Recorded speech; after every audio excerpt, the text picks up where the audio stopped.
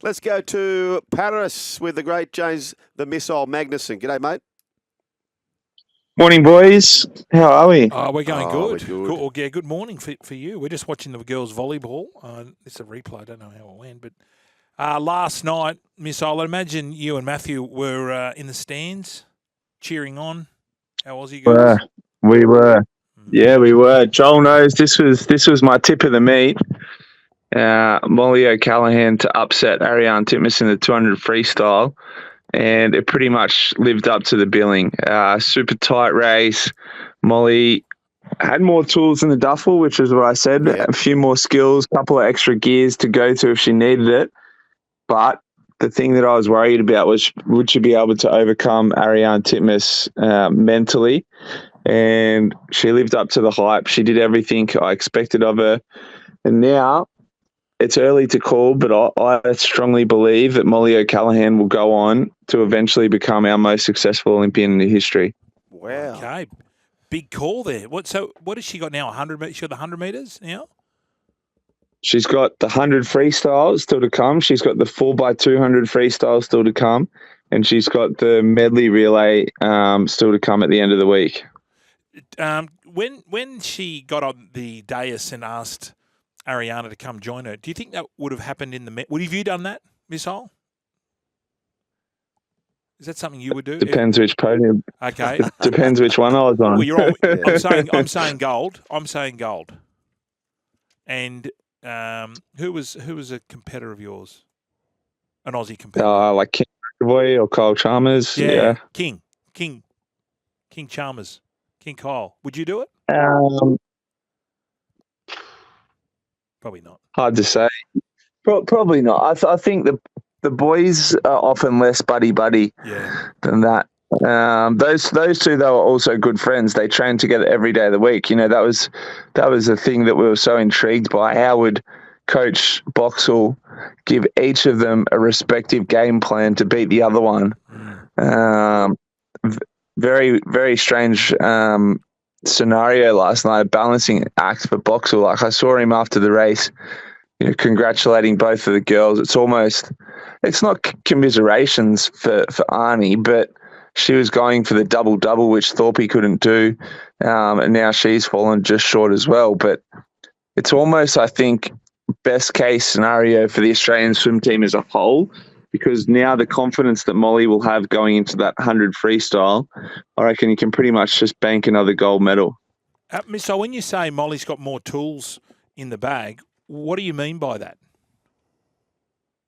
So because she's coming from the 100 freestyle up to the 200, Ariarne's coming from the 400 down to the 200. Because she's coming up from the 100 free, you've got to be world class or world best at starts, underwater butterfly kick, tumble turns, and also have a couple of extra gears worth of speed for if you're coming from that 100 freestyle. Whereas because Ariarne's coming from the 400 down, the 400 freestyle's less skillful, so there's less of a focus on starts, underwater, and turns, because there's more of a focus on fitness, and they just spend more time doing kilometers, whereas those 100 girls spend a lot more time on those finer details. So that's what I mean. And you saw in that last 50 meters when she needed it, coming into that last turn, Mollie accelerated into that last turn, then she stayed underwater, and that was when she popped up in front for the first time in that last lap. And then she had that extra gear to change into in that last 50 metres to get the job done.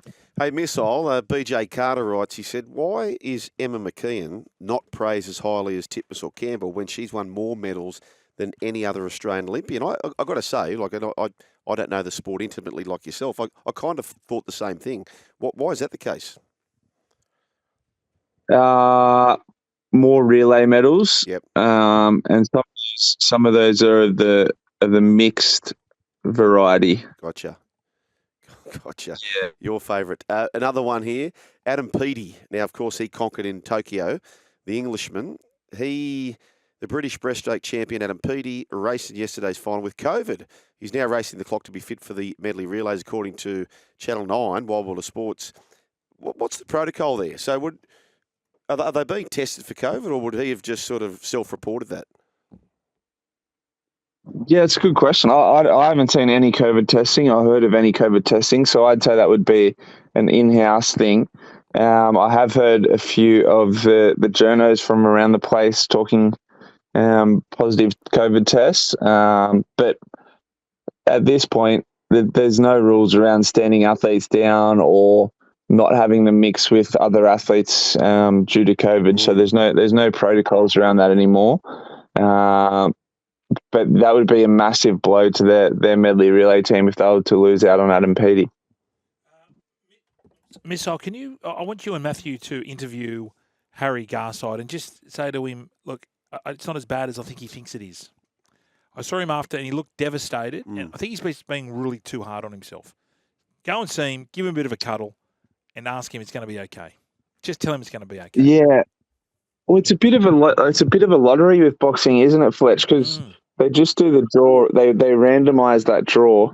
I mean, that Hungarian that he fought in the first round may go on to win the gold medal. Yeah. You just don't know.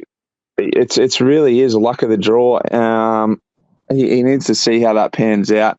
I mean, he made a big decision, right? They had that whole fight card lined up for him on Fox Sports, and then he decided to pull the pin on that to leave Johnny Lewis and to go back to the amateurs and fight in the Olympic Games.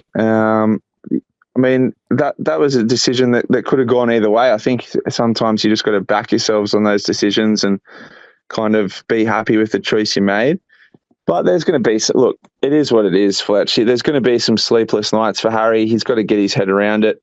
But ultimately, if he wants to move on with his life, he's got to come to terms with it and kind of face it head on. I know. I just think the way, like I could feel his emotion after he got beat. And I'm just thinking to myself, look, I know it's a huge effort going to the Olympics and you put, 4 years into it, but that's only a small part of your life. He's talented enough. He's talented enough to when he comes out of boxing to get something in the media or something like that. But the way he was speaking, saying, I feel bad. I left Australia down and stuff like that. He's already had a crack at the pros too, Brian. It's different to the first time round, isn't it? I know, but I'm just want to get to him and say, listen, mate, it's okay. We're all still proud of you. Really quickly, Sam Short. It's been a tough old time for him so far, hasn't it, Missile? Yeah, it's been a tough week for poor Sam. Look, I think he had a poor trials, and that would have played on his mind mentally leading up to this Olympic Games. And sometimes things don't go right. We've spoken about already the imperfect conditions of Olympic Games, and not everybody is able to get hit their head around those the first time. When you're watching swimmers like Ariarne and even Mollie last night coming out and being composed and swimming really well at this level, this is their second Olympics now. So most swimmers take an Olympics to warm into it and then Olympics before they excel. So it's not the end for Sam Short, but yeah, it's a disappointing week for him. Good to have you, Missile. We'll chat soon, mate. We really appreciate it. Legends, see you tomorrow. See you, Smash brother. your next feed with DoorDash. Download the app today to get the best of your neighbourhood delivered.